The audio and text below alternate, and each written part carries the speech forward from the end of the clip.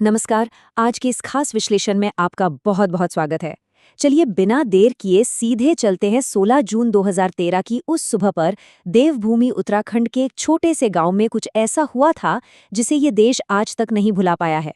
लगभग 500 सालों से अपने मूल स्थान पर विराजमान एक देवी की मूर्ति को उस दिन वहां से हटा दिया गया था। अब यहाँ एक बहुत ही बड़ा सवाल उठता है। क्या ये महज एक इत्तेफाक था या फिर किसी 500 साल पुराने श्राप का असर? क्योंकि जरा सोचिए, मूर्ति हटने के कुछ ही घंटों के भीतर केदारनाथ और बद्रीनाथ की घाटियों में एक ऐसी तबाही का मंजर शुरू हुआ जिसने सब कुछ अपने अंदर निगल लिया। आज हम इसी पूरे घटनाक्रम की तह तक जाएंगे।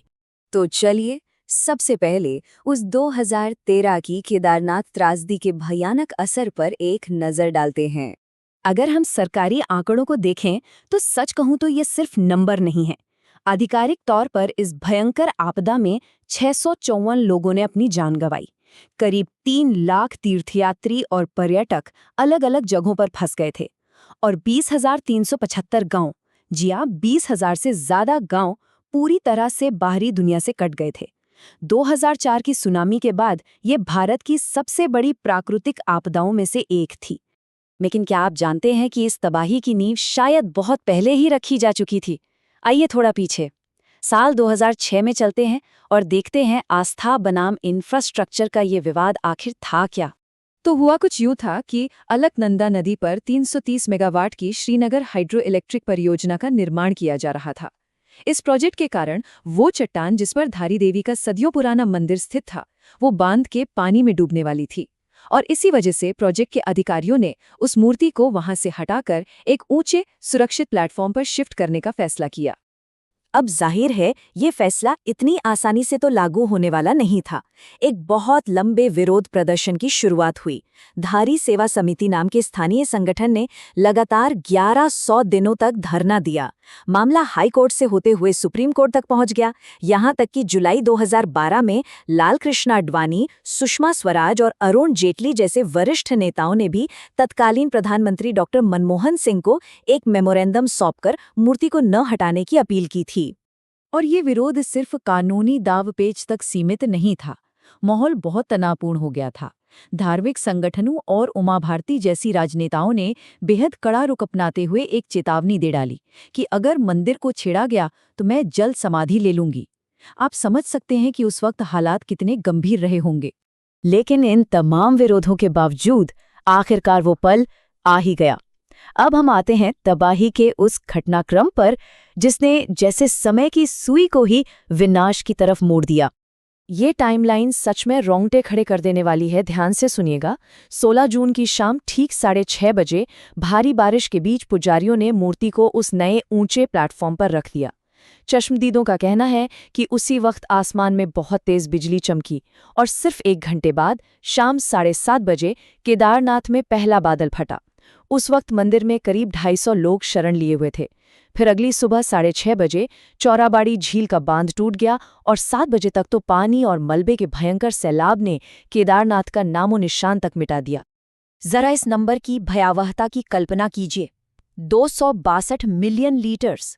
ग्लेशियोलॉजिस्ट डॉक्टर डीपी दोभाल बताते हैं कि एक विशाल हिमस्खलन ने उस उफनती चौराबाड़ी झील पर इतना भयंकर दबाव बनाया कि बांध टूट गया और महज 5 से 10 मिनट के अंदर ये 262 मिलियन लीटर पानी एक झटके में मंदाकिनी नदी में उतर गया। वो कोई आम बाढ़ नहीं थी, वो मौत का सैलाब था। और आपको पता है सबसे हैरान करने वाली बात क्या है?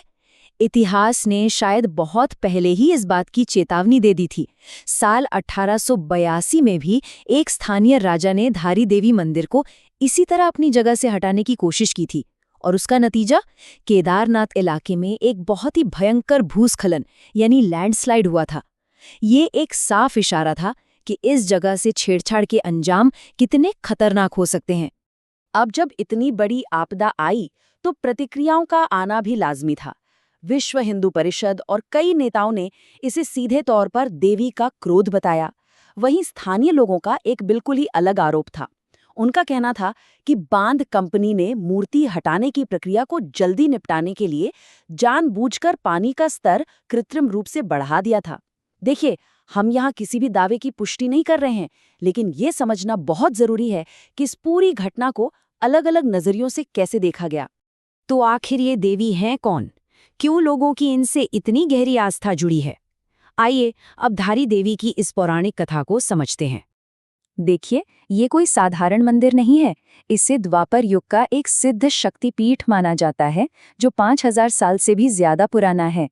पौराणिक कथाओं के अनुसार खुद पांडवों ने अपने 13 साल के वनवास के दौरान यहाँ माँ धारी देवी की पूजा की थी। इन्हें उत्तराखंड की रक्षक देवी कहा जाता है और इनके दर्शन के बिना तो 4 धाम यात्रा भी अधूरी मानी जाती है।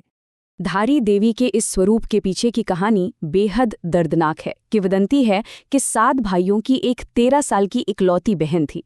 एक भविष्यवाणी हुई कि ये लड़की अपने भाइयों के लिए अनिष्टकारी साबित होगी, और जब रहस्यमय तरीके से 5 भाइयों की एक-एक करके मौत हो गई, तो बचे हुए 2 भाई इतने डर गए कि उन्होंने अपनी ही मासूम बहन का सिर काटकर उसे अलकनंदा नदी में बहा दिया।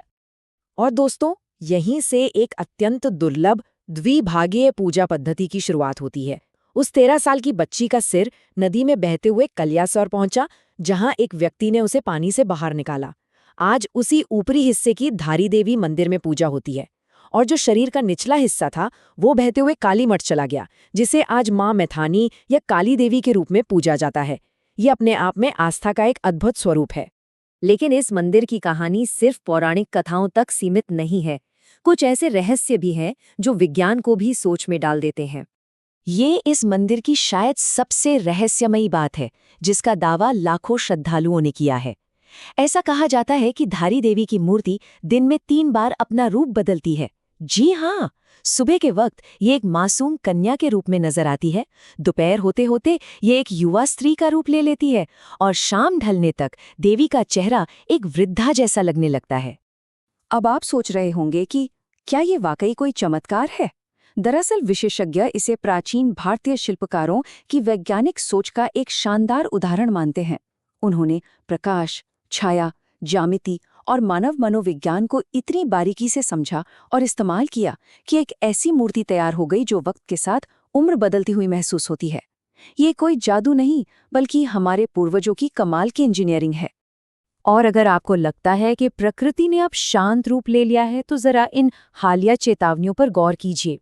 स्रोतों के मुताबिक 16 सितंबर 2025 को देहरादून में भयंकर बादल फटने की घटना हुई, जिसमें टपकेश्वर महादेव मंदिर तक जलमग्न हो गया।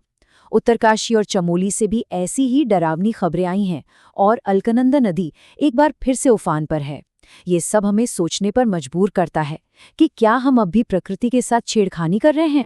तो इसी के साथ हमारा आज का ये विश्लेषण समाप्त होता है। आखिर में एक बहुत ही गहरा सवाल पीछे छूट जाता है। धारी देवी के ये रहस्य क्या वाकई कोई अलौकिक श्राप हैं, या हमारे उन प्राचीन शिल्पकारों का वो शानदार विज्ञान जिसे आज हम पूरी तरह समझ ही नहीं पाए? क्या वे सिर्फ मूर्तिकार थे, या फिर प्रकाश और मनोविज्ञान के परम ज्ञाता? ये वाकई गहराई से विचार करने का विषय है। इस विश्लेषण में हमारे साथ जुड़ने के लिए आपका बहुत बहुत धन्यवाद।